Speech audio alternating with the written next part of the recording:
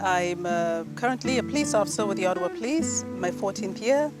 I work at the University of Ottawa at the School of Translation and Interpretation. I'm just working last time involved in the food business. It's an Indian restaurant. It's called Pearl of India Restaurant. Originally, I came from Cairo, where I was born, but I was living in the U.S. for several years, then moved back to work in Cairo. During that time, I received my immigration to Canada and arrived here in May of 2005. Well, my history is quite complicated. We'd actually need a whole day for this, but I'm going to try to shorten it. But I was born in Rhodesia during what they call apartheid. I'm not sure if you're familiar with that, but apartheid was a segregation, and I grew up in a segregated community.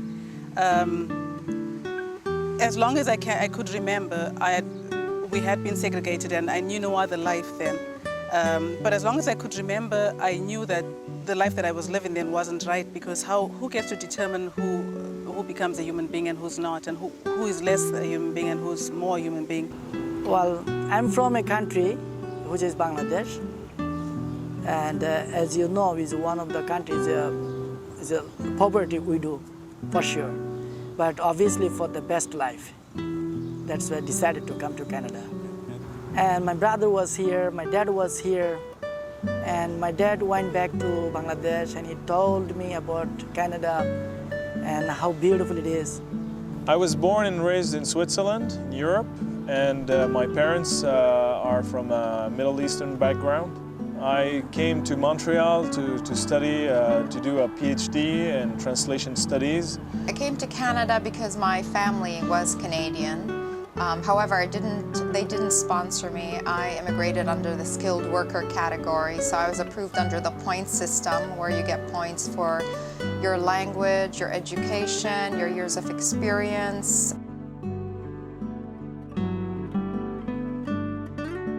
My first job was actually pumping gas at a gas station. If you can think of me coming from the corporate, having been a successful police officer, and then going into the corporate world and being in top management in the company I worked at, actually going to work at pumping gas at a gas station and working part-time at the IGA while I went to school at night. I think the biggest challenge was the work part of it, because for me, I'm a very, very active, very productive person, and for me not to have been an active or productive part of the society and also earning a living was very difficult. So I basically depleted all my savings, which most immigrants do. They come here and they deplete their savings, renting and buying clothes and buying cars and buying everything else that they need, or buying property. And before you know it, your savings are depleted and you're really struggling. And at that point, many of them end up working survival jobs. But I guess I was the more fortunate one, because I was able to grab onto a few small consulting jobs until I landed my full-time work. They just figured I was just a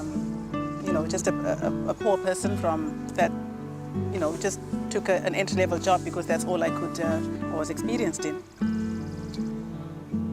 I think they would like to cease to be an immigrant once they arrive in Canada, because the sooner they're part of the Canadian society and not thought of as a new immigrant, that means that the likelihood of their integration has been more successful. I mean, in the end, we're all immigrants, even those that have been in Canada for the last 100 years. At one point, they immigrated from somewhere, but the sooner you integrate into the society and the workplace, I think you cease to be thought of as a new immigrant.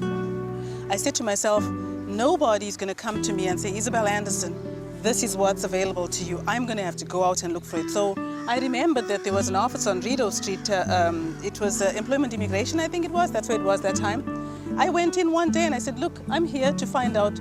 I'm a new Canadian. I want you to tell me what there is out there for me. I think integration has to be both ways. I mean, you can notice that the English word for integration, it's the same thing in French.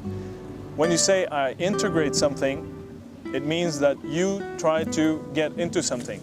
But it means also to integrate something that makes something integrate you. So it goes both ways. It can be just that immigrants, for example, integrate into the society and that the Canadian society just wait for them to become like them. It's not this way that it works. But I found that the more I asked, that the information was there. It was just in silos. It wasn't easily, this person didn't know that this person was there. So I actually went about putting information together so that when I met other people that were coming into the country for the first time, I told them, okay, you need to do this, that, and the other.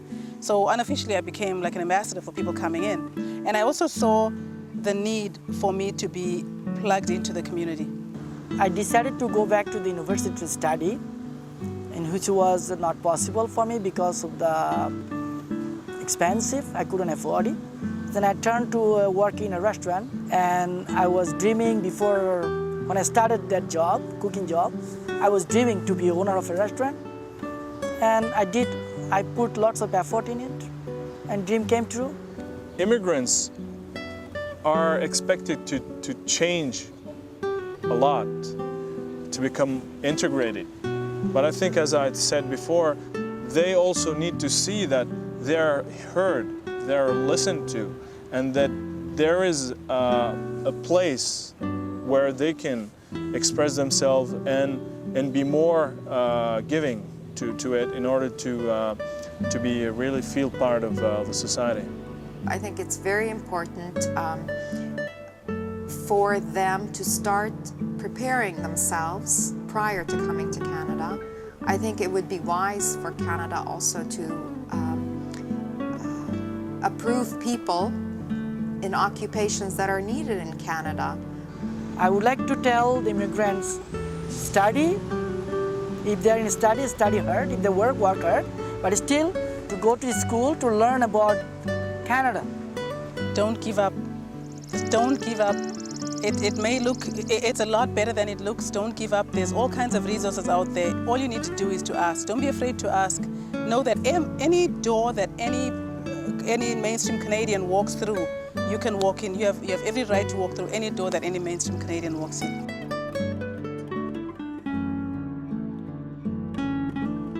God bless Canada. Please, Canada, the best country. Love yourself and love Canada.